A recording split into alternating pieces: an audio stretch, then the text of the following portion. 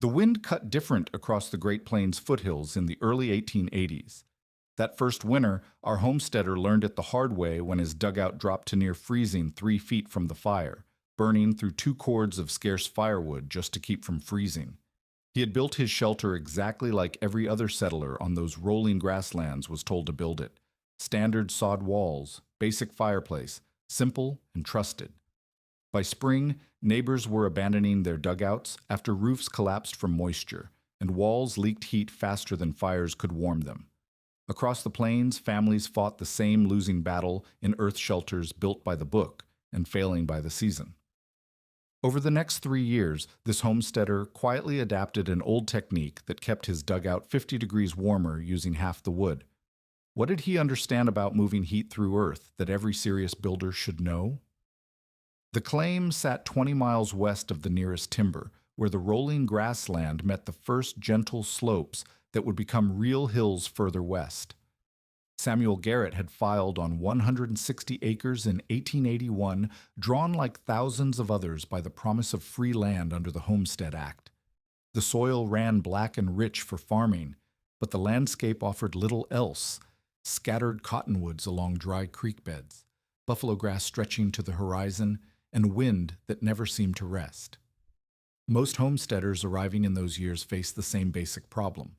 Lumber cost $8 per thousand board feet, hauled from distant sawmills, when a man could earn it. Sod cost nothing but labor. The choice was obvious, and the method was established. Dig a rectangular pit into level ground or a gentle slope. Stack sod blocks like bricks to form walls. Lay wooden beams or more sod across the top for a roof, and build a simple fireplace with a short chimney. The territorial government even distributed pamphlets showing the standard design. Samuel followed those instructions exactly. He cut his sod blocks 18 inches long, 12 inches wide, and 4 inches thick from the buffalo grass prairie.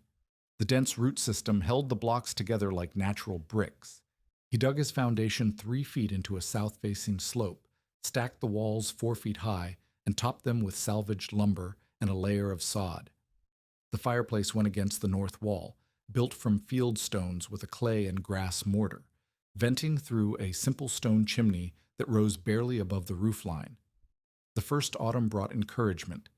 The dugout stayed reasonably comfortable during mild September and October nights. Samuel planted winter wheat, built fences, and prepared for what everyone assured him would be a manageable first winter. The old-timers in town spoke confidently about sod houses. Warm in winter, cool in summer, they said. Prairie coal burns clean. Prairie coal meant buffalo chips and dried cow dung, the primary fuel where wood was scarce. December proved them wrong. When temperatures dropped to 10 degrees below zero for 3 consecutive nights, Samuel discovered that his carefully built dugout leaked heat like a sieve. The interior temperature near his sleeping area fell to 28 degrees despite maintaining a fire throughout the night. He burned dried buffalo chips, cow dung, and precious scraps of wood continuously, yet woke each morning to find ice crystals on the interior walls and his water bucket frozen solid.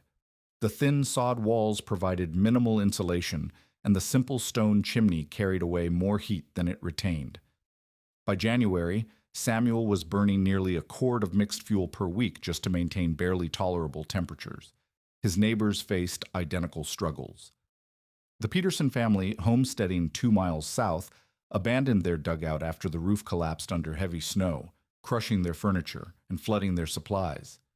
The Kowalski brothers, Polish immigrants who arrived the previous spring, watched helplessly as moisture seeped through their sod walls, creating a perpetual dampness that sprouted mold and made their sleeping quarters unbearable. The problems extended beyond individual hardship. Throughout the county, families crowded into the few frame houses in town during the worst cold snaps. The general store ran low on lamp oil and candles as settlers burned anything combustible. Dr. Morrison reported treating dozens of cases of respiratory illness he attributed to smoke inhalation and damp living conditions in poorly ventilated dugouts. Samuel began to question the accepted wisdom sometime in February. Standing outside his dugout before dawn, feeding buffalo chips to a dying fire, he noticed something that others seemed to miss. 3 feet down, even in the depth of winter, the earth maintained a temperature noticeably warmer than the frigid air above ground. When he dug into the frozen soil to bury garbage, the earth felt almost warm against his bare hands compared to the surface. This observation collided with a half-remembered conversation from the previous autumn. An elderly Lakota man named Joseph Iron Feather, who sometimes traded at the general store, had mentioned that his grandfather's people built winter shelters by digging deep into hillsides, using the earth itself for warmth.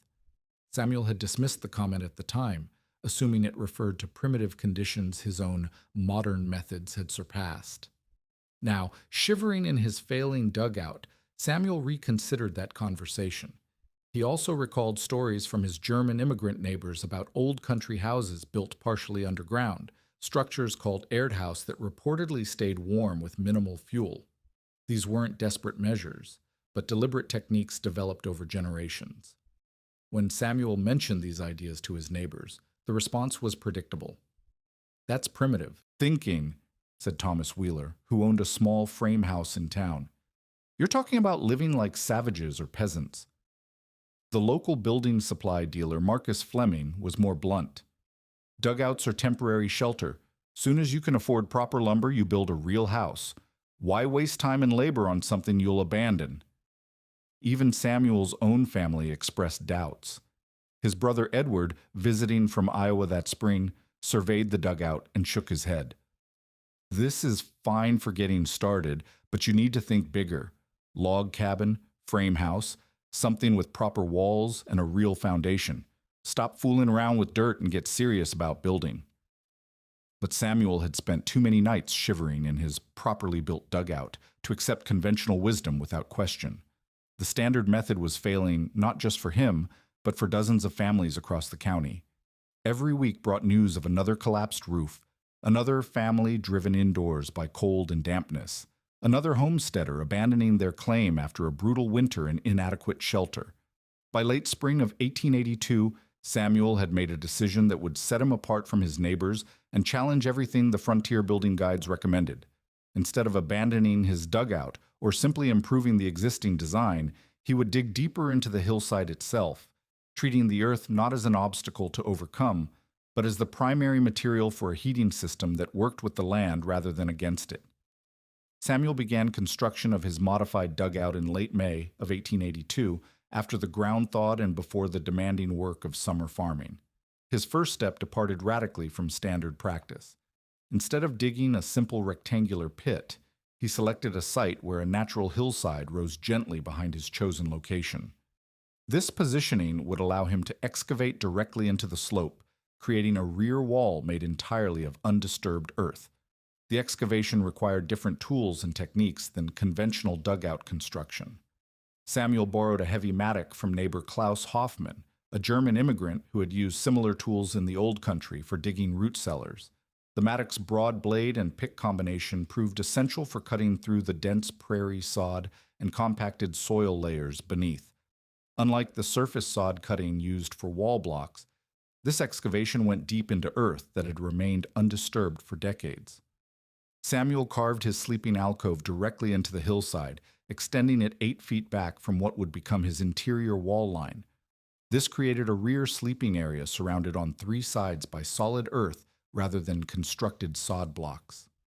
The earth walls in this alcove measured 4 feet thick at their thinnest point, with the natural hillside extending much deeper. He shaped the excavation with hand tools, creating smooth surfaces that would later be finished with clay plaster. The knowledge guiding this unconventional approach came from 2 sources that most settlers dismissed or ignored. Klaus Hoffmann had described houses from his native Bavaria, where families built Erdkeller, underground storage rooms that maintained steady temperatures year-round. These structures relied on the Earth's natural thermal properties rather than constructed insulation. More significantly, Samuel had engaged Joseph Ironfeather in serious conversation about traditional Lakota winter dwellings. Ironfeather described how his people once built tipi-shaped lodges, partially dug into hillsides, with the excavated earth serving as both insulation and a source of steady warmth during the harshest months. Ironfeather explained a principle that challenged Samuel's assumptions about heating. Earth holds the summer warmth deep inside, he said, and gives it back slow all winter long. White man builds on top of ground, fights the cold. Smart building goes into the ground, uses what Mother Earth saves. This concept of the Earth as a heat reservoir, rather than simply building material, became the foundation of Samuel's new approach. The construction process revealed the technical complexity of Earth thermal mass. As Samuel dug deeper into the hillside, he measured temperature differences at various depths using a thermometer borrowed from Dr. Morrison. At ground level, during late spring, soil temperature fluctuated with daily weather changes.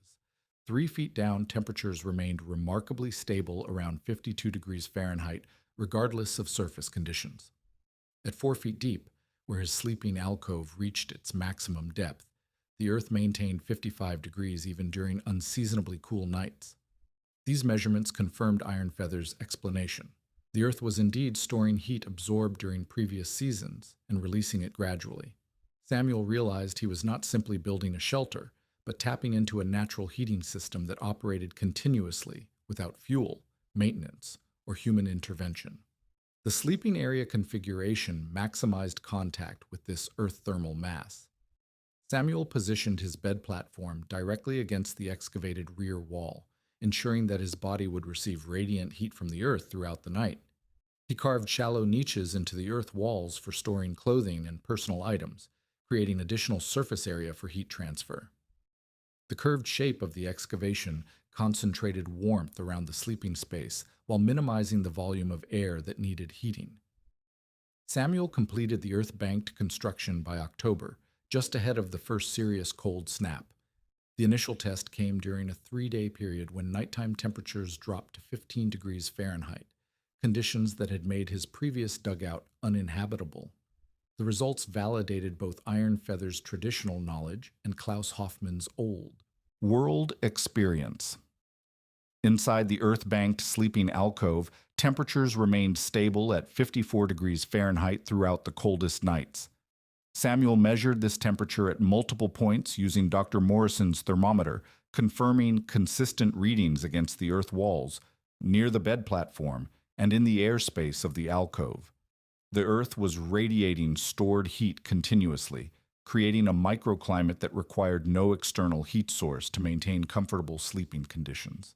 The fuel savings proved equally dramatic. During those 3 cold nights, Samuel burned only prairie coal and buffalo chips in his fireplace for cooking and evening activities.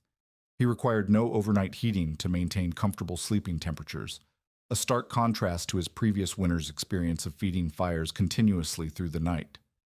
Dr. Morrison, who had treated Samuel for respiratory problems caused by smoke inhalation the previous winter, noted the improved air quality in the new dugout during a November visit. Samuel documented his results with careful measurements throughout the late autumn months. His total fuel consumption dropped to approximately 2/3 of his previous winter's usage, despite maintaining higher interior temperatures. The earth-banked sleeping area consistently stayed 10 to 15 degrees warmer than the main room, creating a warm retreat that required no additional heating even during the severest weather. Word of Samuel's unusual construction methods spread slowly through the homesteading community. Some neighbors attributed his success to luck or questioned his measurements. Others began asking detailed questions about excavation techniques and earth wall finishing. Klaus Hoffmann visited repeatedly, comparing Samuel's approach to traditional German building methods and offering suggestions for clay plaster applications. Joseph Iron Feather, observing the completed dugout, nodded approvingly and remarked that Samuel had learned to think like the earth. By December, Samuel's earth-banked dugout had established a new standard of winter comfort that conventional construction could not match. The natural thermal mass provided reliable, fuel-free heating that operated continuously without human intervention, proving that traditional knowledge from both indigenous and European sources offered practical solutions superior to standard frontier building practices. Samuel's earth-banked sleeping alcove solved the thermal mass problem, but it created a new challenge that would test his understanding of frontier heating systems. His conventional stone fireplace, built against the front wall with a standard vertical chimney, wasted the precious heat generated by his carefully hoarded fuel. The hot gases and smoke rushed straight up the chimney and out into the winter air, carrying with them the energy that could have warmed his dugout for hours after each fire died down. During January of 1883, Samuel conducted detailed observations that quantified this heat loss. Using Dr. Morrison's thermometer, he measured the temperature of smoke exiting his chimney at 130 degrees Fahrenheit, even after traveling through 6 feet of stone masonry. This represented enormous thermal energy, leaving his dugout unused. Meanwhile, the main living area remained uncomfortably cool despite the radiant heat from his earth-banked sleeping alcove, requiring constant feeding of precious buffalo chips and dried wood scraps. The solution emerged from an unexpected source. Magnus Eriksson, a Norwegian immigrant who had arrived the previous autumn, described houses in his homeland where families built what he called røykanaler, smoke channels that ran horizontally through stone or earth walls before exiting the building. These channels, Magnus explained, were designed to extract every possible unit of heat from smoke before allowing it to escape. The principle seemed simple. The longer smoke traveled through material that could absorb heat, the more energy transferred from the fire to the building itself. Samuel found supporting knowledge in his ongoing conversations with Joseph Iron Feather, who described traditional lodge construction that incorporated sophisticated ventilation systems. Iron Feather sketched designs in the dirt showing how his ancestors built deflector systems that forced smoke to travel along the inner surfaces of earth-covered lodges before exiting through roof openings. Fire makes heat, but smoke carries heat, Iron Feather explained. Make smoke work before it goes away. These conversations led Samuel to envision a radical modification of his dugout's heating system. Instead of allowing smoke to escape vertically through a conventional chimney, he would force it to travel horizontally through the hillside itself, transferring its heat to the surrounding earth mass before finally exiting the system. The heated earth would then radiate warmth back into his living space long after the original fire had burned out. Construction of the hillside vent began in March of 1883 during a brief warming period that softened the frozen ground. Samuel started by carefully dismantling his existing stone chimney and plugging the roof opening with sod and clay. He then began excavating a horizontal tunnel that started at his fireplace opening and extended directly into the hillside behind his dugout. The tunnel construction required precise engineering to ensure proper smoke flow and structural stability. Samuel dug the main channel 18 inches wide and 12 inches high, maintaining a gradual upward slope of approximately 2 inches per foot of horizontal distance. This slope was critical. Too steep and the smoke would rush through without transferring heat. Too shallow and the smoke would stagnate or reverse direction. Magnus Eriksson, drawing on his Norwegian experience, helped Samuel calculate the proper angle using a homemade level constructed from a wooden board and a plumb line. The tunnel extended 12 feet horizontally into the hillside before turning upward through a vertical shaft that emerged 20 feet behind the dugout at ground level. Samuel lined the horizontal portion with flat stones salvaged from his dismantled chimney, creating smooth surfaces that would absorb heat from passing smoke while preventing cave-ins. The vertical exit shaft was reinforced with stacked stone and sealed at ground level with a removable flat stone cover that could be adjusted to control draft. Samuel complemented the horizontal vent with a carefully designed air intake system that addressed another weakness of conventional dugout heating. He carved 2 small channels near floor level at opposite ends of his living space, allowing fresh air to enter the dugout and flow toward the fireplace. These intake vents prevented the negative pressure that often caused conventional fireplaces to draw cold air through cracks and gaps in sod walls while ensuring adequate oxygen supply for clean combustion. The completed system transformed Samuel's understanding of how fire heating actually worked. When he lit a fire in his modified fireplace, smoke and hot gases flowed horizontally through the stone-lined tunnel, heating the surrounding earth as they traveled toward the exit shaft.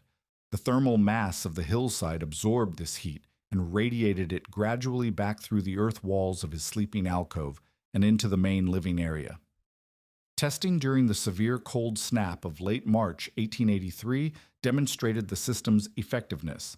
Samuel built a fire using approximately half a cord of mixed buffalo chips and wood scraps, maintaining it for 3 hours during the evening. The horizontal vent system captured and transferred so much heat to the surrounding earth that his sleeping alcove maintained 56 degrees Fahrenheit throughout the night, while the main living area stayed above 48 degrees until dawn. More significantly, Samuel discovered that the heated earth continued radiating warmth for nearly 12 hours after the fire died completely. By morning, he could still feel appreciable heat radiating from the earth walls, particularly in areas directly adjacent to the horizontal vent tunnel. This extended heat release meant that a single evening fire provided comfortable temperatures throughout the night and into the following morning, eliminating the need for middle-of-the-night stoking that had exhausted him during previous winters. The air quality improvements proved equally important. The combination of controlled air intake and efficient smoke removal eliminated the choking smoke that had plagued his conventional fireplace setup. The horizontal vent created strong, consistent draft that pulled smoke cleanly through the system, while the intake vents provided fresh air circulation that prevented the stale, oxygen-depleted atmosphere common in tightly sealed dugouts. Samuel documented his fuel consumption carefully throughout the remainder of winter 1883. The Hillside vent system reduced his heating fuel requirements by approximately 50% compared to his original fireplace setup, while providing superior heat distribution and air quality. Dr. Morrison, visiting in April to check on Samuel's respiratory health, noted the complete absence of smoke residue on the dugout's interior walls and the remarkably fresh air quality despite the sealed winter environment. By spring, Samuel had proven that treating smoke as a heat delivery system rather than a waste product could dramatically improve frontier heating efficiency. The Hillside vent transformed his dugout from a simple shelter into an integrated earth and fire heating system that captured and stored thermal energy with an effectiveness that conventional frontier construction could not match. Samuel's heating innovations had transformed his dugout into a warm, comfortable shelter, but the spring thaw of 1884 revealed a fundamental weakness that threatened to destroy everything he had built. As snowmelt saturated the prairie soil and April rains pounded the plains for 6 consecutive days, water began infiltrating his earth-sheltered home through pathways he had never anticipated. The first sign of trouble appeared along the junction where his sod roof met the excavated hillside. Water pooling on the surface above his dugout found its way through the loosely stacked sod blocks, dripping steadily into his main living area and creating muddy patches on his dirt floor. More seriously, moisture began seeping through the carefully shaped earth walls of his sleeping alcove, the very feature that provided his thermal advantage during winter months. Samuel discovered that Earth's ability to store and radiate heat came with an unavoidable companion: its capacity to absorb and transmit moisture. The same dense, thermally efficient earth walls that kept him warm in winter became conduits for groundwater and surface runoff during wet seasons. Within a week of the heavy rains, his sleeping alcove felt clammy and cold, with visible moisture beading on the earth surfaces and a musty odor that suggested developing mold. The crisis deepened when Samuel observed the fate of neighboring dugouts during the same weather event. The Peterson family's conventional sod house, rebuilt after their previous winter's collapse, suffered complete roof failure when water-saturated sod blocks became too heavy for the supporting timbers. The structure caved in during the night, destroying their furniture and forcing them to seek temporary shelter with other homesteaders. 2 other families abandoned waterlogged dugouts that had become uninhabitable due to standing water and persistent dampness. These failures provided Samuel with critical information about moisture patterns in earth-sheltered construction. He realized that his dugout's problems stemmed not from design flaws, but from incomplete understanding of how water moved through and around subterranean structures.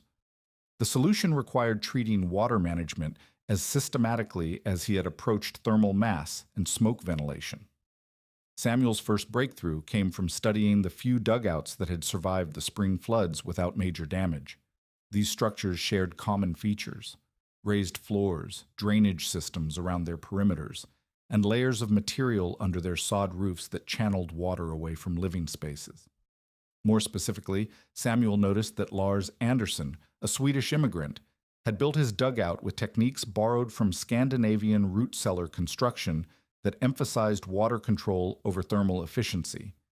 Andersson explained that his grandfather had built similar structures in Sweden, using a method called torr drain, dry drainage that prevented water from reaching the interior walls or floor. The technique involved creating multiple barriers and channels that intercepted moisture at different levels and diverted it away from the living space. Anderson had adapted these methods for prairie conditions, though he admitted his dugout remained uncomfortably cold during winter because he had prioritized moisture control over heat retention. Samuel recognized an opportunity to combine Anderson's water management techniques with his own thermal innovations. He began reconstruction in May 1884, starting with the most critical element, a comprehensive drainage system that would protect his earth-banked walls while preserving their heating capability. The foundation of Samuel's moisture control system was a drainage layer installed directly beneath his sod roof. He disassembled sections of his existing roof and laid down a carefully constructed mat of split wood, dried brush, and coarse gravel.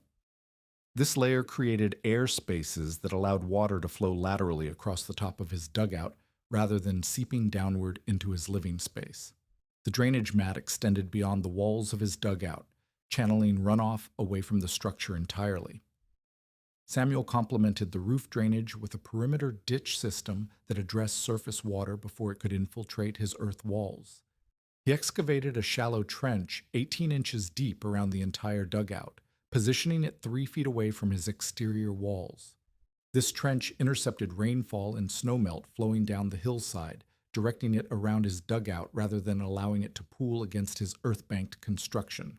The most technically challenging modification involved raising his interior floor above the surrounding grade level. Samuel excavated his existing dirt floor to a depth of 8 inches, then built up a new floor system using a foundation of stones and gravel topped with rough-sawn planks salvaged from abandoned homestead buildings. This elevated floor created a barrier against rising groundwater and provided air circulation underneath his living space that prevented moisture accumulation. Samuel's final innovation addressed moisture transmission through his earth walls themselves.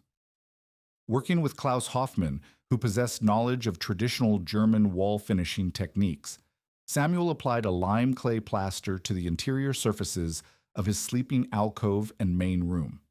They mixed prairie clay with lime obtained from burning limestone gathered along creek beds, creating a natural sealant that hardened into a moisture-resistant surface while preserving the thermal properties of the underlying earth. The plaster application required specific techniques adapted from European building traditions. Hoffmann demonstrated how to prepare the lime by slaking crushed limestone with water, then mixing it with local clay in proportions of 1 part lime to 3 parts clay. They applied this mixture in thin coats, allowing each layer to dry completely before adding the next. The finished surface created a smooth, light-colored interior that reflected firelight while blocking moisture transmission through the earth walls. Testing of the complete moisture control system began during the summer storms of 1884. A severe thunderstorm in July dropped nearly 4 inches of rain in 6 hours, conditions that would have flooded Samuel's original dugout design. The improved structure remained completely dry inside, with no evidence of seepage through walls, roof, or floor. The perimeter drainage system channeled surface runoff effectively, while the elevated floor prevented any groundwater infiltration. More importantly, Samuel confirmed that his moisture control modifications did not compromise the thermal performance that made his dugout superior to conventional frontier construction. Temperature measurements during the following winter showed that the lime clay plaster actually improved heat retention by creating a sealed thermal envelope around his earth-banked walls. The elevated floor provided additional insulation that enhanced overall comfort while eliminating the dampness problems that plagued other earth-sheltered structures. By spring of 1885, Samuel had achieved a critical breakthrough in frontier construction, an earth-sheltered home that combined superior heating efficiency with effective moisture control. His integrated approach to thermal mass, ventilation, and water management created a durable structure that could withstand both the harsh winters and wet seasons that destroyed conventional dugout construction. The system proved that earth-sheltered building techniques could provide long-term housing rather than temporary survival shelter, establishing principles that would influence frontier architecture for decades to come. The ultimate test of Samuel's integrated earth shelter system arrived with the brutal winter of 1885 to 1886, when a series of blizzards followed by an extended cold snap created survival conditions that would separate functional homestead construction from inadequate shelter. The first storm struck in late November, dropping 18 inches of snow, accompanied by winds that sustained 40 miles per hour for 36 consecutive hours. Temperatures plummeted to 22 degrees below zero and remained there for 11 days straight, the longest sustained freeze in territorial weather records. Samuel documented the performance of his dugout with systematic measurements that would provide quantitative proof of his method's effectiveness.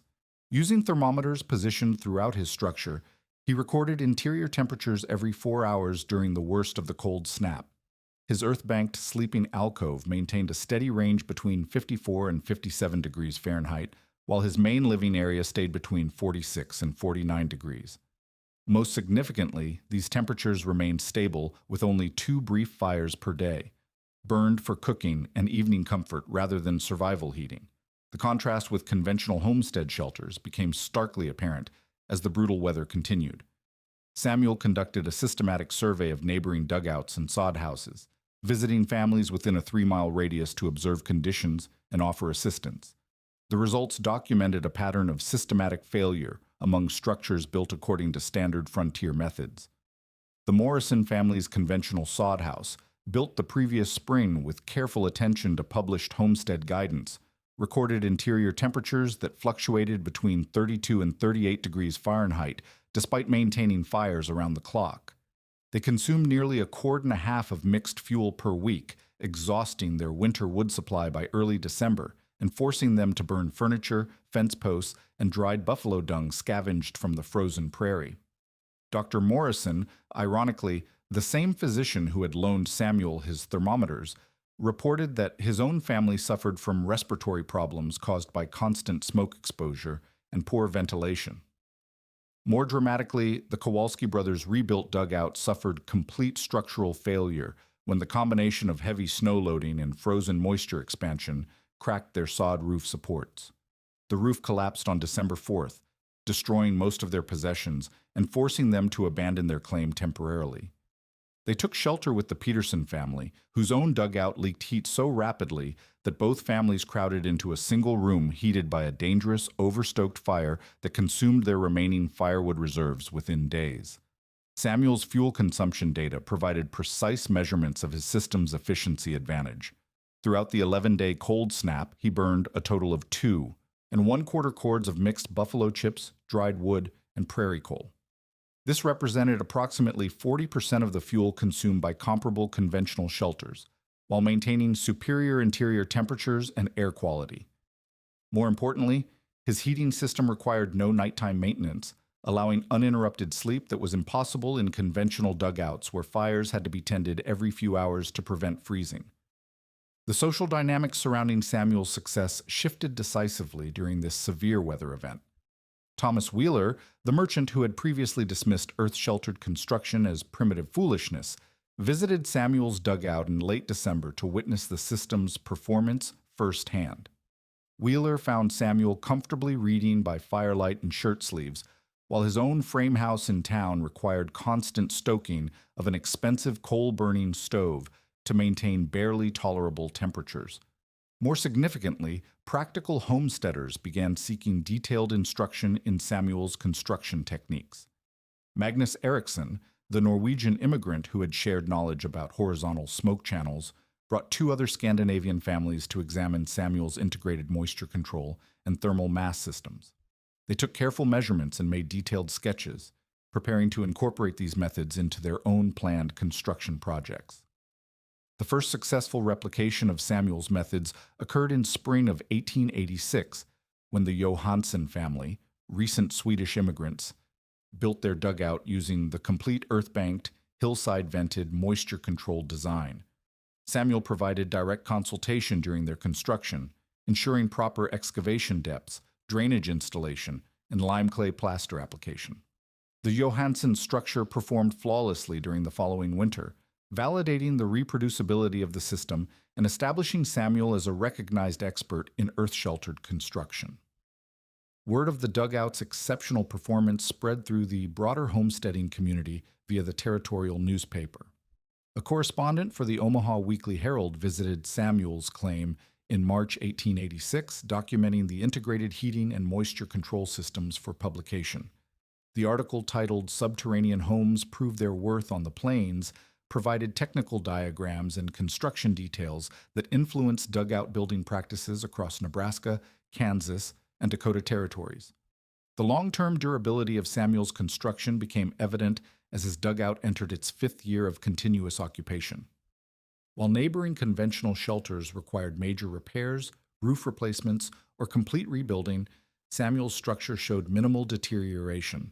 His lime clay plaster interior remained crack-free and moisture-resistant. The drainage systems functioned without maintenance, and the thermal performance actually improved as the earth walls reached full thermal equilibrium with the surrounding soil mass. Samuel's success attracted attention from territorial building authorities who were documenting effective frontier construction methods for official homestead guidance publications. James Patterson, a territorial surveyor assigned to evaluate homestead structures, conducted detailed measurements and interviews at Samuel's dugout in summer 1887.